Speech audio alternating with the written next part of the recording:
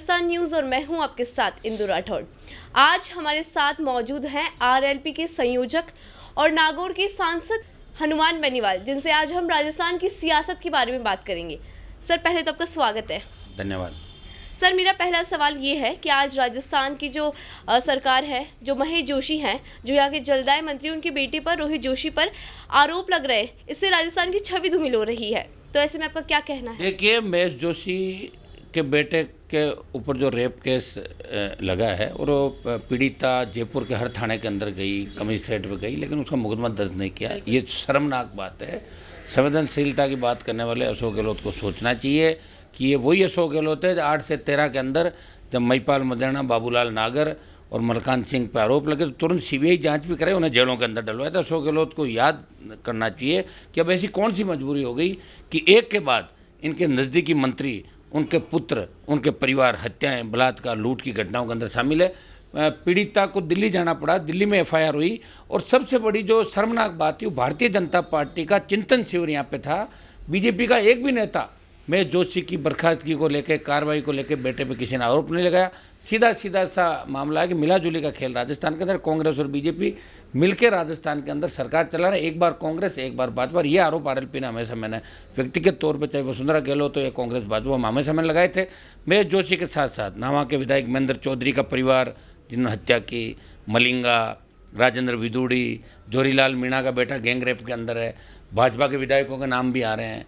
जो एक न एक करके कहीं न कहीं हर क्राइम के पीछे किसी नेता का, मंत्री का, विधायक का हाथ है।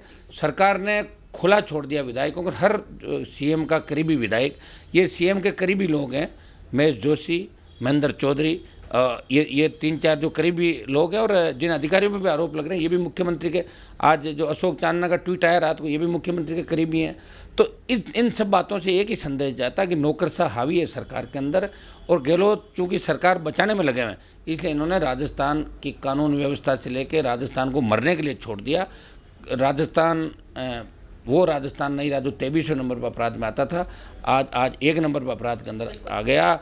इसको लेके लोकसभा के अंदर भी 25 हम सांसद हैं, लेकिन 24 चूँकि भाजपा के गीत गाते हैं। एक ही व्यक्ति है जो राजस्थान का मान सम्मान बढ़ाने की, चाहे एआरसीपी को, राष्ट्रीय सिंचाई परियोजना की बात हो, और या आपकी राजस्थान को विशेष राज्य का दर्जा देने की बात हो, चाहे मंत्रियों के भ्रष्टाचार और इस राजस्थान में चाहे रीट भर्ती से लेके जो भी घपले घोटाले हुए, एक से बाद एक पेपर आउट हुआ, इन सबको अगर कोई उठाता है तो लोकसभा में हनुमान बेनीवाल उठाता है, विधानसभा में आरएलपी के तीनों विधायक जब कांग्रेस बीजेपी हाथ मिला लेती है, चाहे परिवहन घोटाले के अंदर जब प्रताप सिंह का नाम आता है, चाहे रीट के मामले में जब बीजेपी बेक हो जाती है, उस डीवाईएसपी पुलिस वाले का जब वीडियो वायरल होता है, उसमें भी बीजेपी कांग्रेस हाथ मिलती, क्योंकि दोनों के नेताओं को उसकी करीबियाँ थी, वो भी आरएलपी ही मुद्दा उठाती है। सड़क पर आप देख रहे हो, चाहे कोई लड़ रहा है खुल के, तो एक ही पार्टी हो, आरएलपी पार्टी है, उसके तीनों विधायक सड़क से विधानसभा, लोकसभा, सड़क से सदन तक अगर कोई लड़ रहा है, राजस्थान का मान सम्मान बचाने की लड़ाई लड़ रहा है, किसान के कर्ज माफी की बात करा, जवानों को रोजगार की बात करा, फ्री बिजली की बात करा, टोल मुक्त राजस्थान की बात करा, बढ़ती हुई महंगाई को कम करने की कोई बात करा, तो राष्ट्रीय लोकतांत्रिक पार्टी के सांसद, विधायक और कार्यकर्ता इस राजस्थान को बचाने के अंदर लगे हुए हैं। और कांग्रेस भाजपा मिले हुए हैं। महेश जोशी के बेटे सहित तमाम इन नेताओं के खिलाफ कार्रवाई होनी चाहिए, जिनके अपराध के अंदर कहीं न कहीं इनकी कड़ियाँ जुड़ी हुई हैं। सर, कल अशोक चांदना जो खेल मंत्री, उन्होंने ट्वीट किया है कि मुझे मेरे जंजाल भरे पद से मुक्ति चाहिए। उनको ऐसी क्या मजबूरी आ पड़ी कि उन्हें ऐसा ट्वीट करना पड़ा? उनकी स्वायत्ता, जो मंत्री, उनके पास महकमा था, पहले तो जो महकमा उनके पास था उससे भी वो मुझे लग रहा विचलित थे काफ़ी। वो चाहते थे भाई सीएम के खास, और उस समय गुजरों ने बहुत गालियाँ दी जब सचिन पायलट सरकार गिरा रहे थे, तब चांदना सीएम के साथ थे, समाज की गालियाँ भी खाई। उसके बावजूद आदमी की अगर विभाग में नहीं चले तो कहीं न कहीं आदमी के अंदर जल्लाहट होती है, और जल्लाहट का ही परिणाम था निश्चित रूप से सीएमओ का बहुत बड़ा इंटरफेयर हर मिनिस्टर के यहाँ पे। जो सीएम के चेते लोग हैं उनके यहाँ तो कम है, लेकिन ऐसा लगता है कि अशोक चांदना अब सीएम से धीरे धीरे कहीं न कहीं कोई ऐसी बात होगी, कोई व्यक्तिगत हित इनका होगा, ये व्यक्तिगत बात होगी, जिसकी वजह से कुंठित तो बहुत से मंत्री है, बहुत से कांग्रेस में विधायक कुंठित है। उनको पता है कि कांग्रेस इस बार 23 में 10-12 पे सिमट जाएगी, वो पार्टी की चिंता भी कर रहे हैं। मैं तो सचिन पायलट को भी कहना चाहूँगा, इस वक्त सचिन पायलट को ये तो कहना चाहिए कम से कम कि कांग्रेस क्या दुर्गति हो रही है, इनके नाम आ रहे हैं, ठीक चलना चाहिए। कानून व्यवस्था पे पायलट का एक शब्द भी नहीं बोलना, ये भी चिंता का विषय कहीं न कहीं। सर, आगामी समय में विधानसभा चुनाव होने वाले हैं, तो आपकी पार्टी क्या रणनीति तैयार कर रही है, क्या क्या चुनावी मुद्दे रहने वाले हैं? देखिए, राजस्थान में आरएलपी एक दल है 52 से लेकर आज तक, जिसको मान्यता प्राप्त दल है। ये लड़ाई लड़ी, 3 विधायक, 1 सांसद, 5 प्रधान और 1 म्यूनसिपलिटी का चेयरमैन राष्ट्रीय लोकतांत्रिक पार्टी का बना। ये जवानों किसानों की पार्टी है।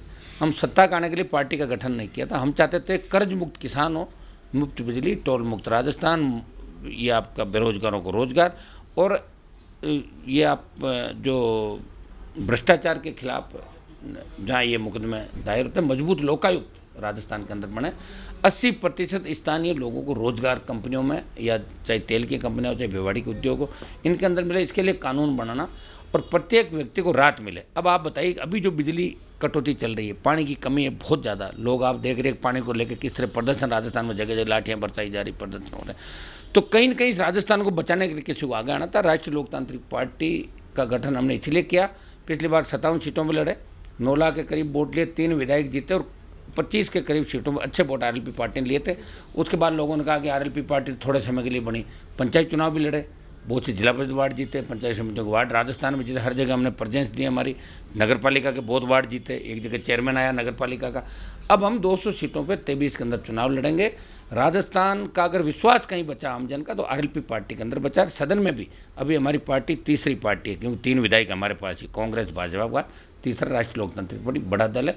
और ये राजस्थान के आम आवाम की उम्मीद है, उम्मीदों पर खरा उतरेंगे और मजबूती से 200 सीटों पर आरएलपी पार्टी चुनाव लड़ेगी। आने वाले समय के अंदर बड़े आंदोलन का हम आगाज करेंगे। जोधपुर की धरती से, सीएम के गृह जिले से 5 से 10 लाख लोग जुटेंगे। उसके बाद संभाग मुख्यालय होते राजधानी, और आवश्यकता पड़ी तो महंगाई को कम करने के लिए दिल्ली भी कूच हम कर सकते हैं। दिल्ली को हम कहेंगे। पहले भी जब किसानों को जरूरत पड़ी, तो सत्ता अगर उत्तरी भारत में किसी किसान के बेटे ने छोड़ी, तो राष्ट्रीय लोकतांत्रिक पार्टी के सांसद ने दिल्ली की सत्ता छोड़ के किसानों का साथ दिया। और 70 दिन तक एक ही सांसद सड़क पर बैठा था।